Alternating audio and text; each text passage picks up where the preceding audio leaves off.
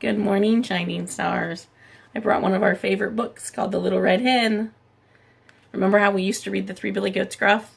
And then we would read The Three Little Pigs and then The Little Red Hen. Do you remember what the animals in The Little Red Hen say all the time? Not I. When we get to that part in the book, you guys can help me say it, okay? What's this part called? Good job. The front cover and the back cover and the spine. The Little Red Hen.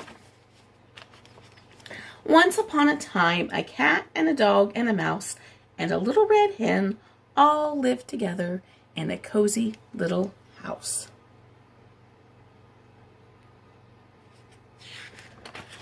The cat liked to sleep all day on the soft couch. Look at her all curled up. Miss Sarah has an orange and yellow and white cat.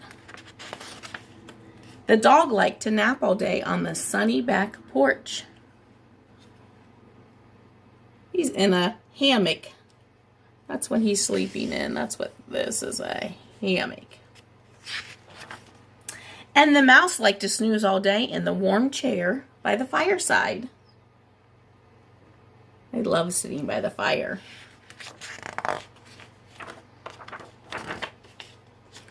So the little red hen had to do all the housework. She cooked all the meals and washed the dishes. She made the beds and swept the floor. She washed the windows and she mended the clothes. Do you remember what I told you mended means? It means she sewed with a needle and thread. She fixed the holes. She raked the leaves. She mowed the grass. She hoed the garden. One day when she was hoeing the garden, she found some grains of wheat. Do you see them down here?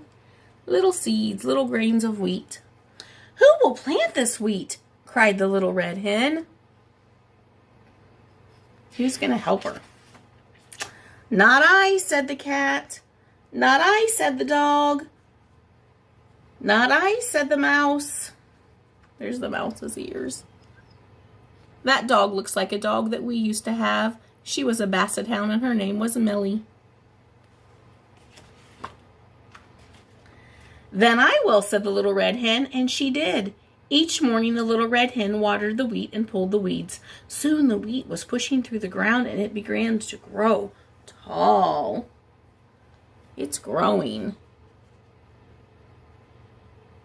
Some of you may help your moms and dads or grandmas and grandpas plant a garden this year. Maybe put some tomato plants out or some pepper plants. When the wheat was ripe, the little red hen asked, "Who will cut this wheat?" You guys help me this time. Not I, said the cat. Not I, said the dog. Not I, said the mouse. Good job. Then I will, said the little red hen, and she did. When the wheat was all cut, the little red hen asked, "Now who will take this to the mill to have it ground into flour?" Not I, said the cat. Not I, said the dog. Not I, said the mouse. Then I will, said the little red hen. And she did. Look at that big stack of wheat she's carrying. She has a hat on her head, doesn't she? Here's the little bonnet. The little red hen returned from the mill carrying a small bag of fine white flour. Who will make this cake from the fine white flour? Asked the little red hen. Not I, said the cat. Not I, said the dog. Not I, said the mouse. Nope, nobody's willing to help her. That is not nice, is it? Then I will, said the little red hen, and she did. She gathered sticks and made a fire in the stove. She took milk and sugar and eggs and butter and mixed them in a big bowl with the fine white flour. When the oven was hot, she poured the cake batter into the shining pan and she put it into the oven. Do you guys remember making cakes and cupcakes and bread and stuff in our classroom? And we mix it in the bowl and we'd sit around the table. And then we would either call for Miss Lauren and she would take it to the kitchen, or Miss Robin or Miss Sarah or I would take it into the kitchen and we'd set the timer and sometimes we could smell it. It smelled so good when it was baking in the kitchen. That's what Little Red Hen is doing. Soon a delicious smell filled the cozy little house. The cat got off the soft couch and strolled into the kitchen. Can you pretend like you're smelling something? It smells so good. The dog got up from the sunny back porch and came into the kitchen. Even the ant and the bird can smell it. They're like, mmm.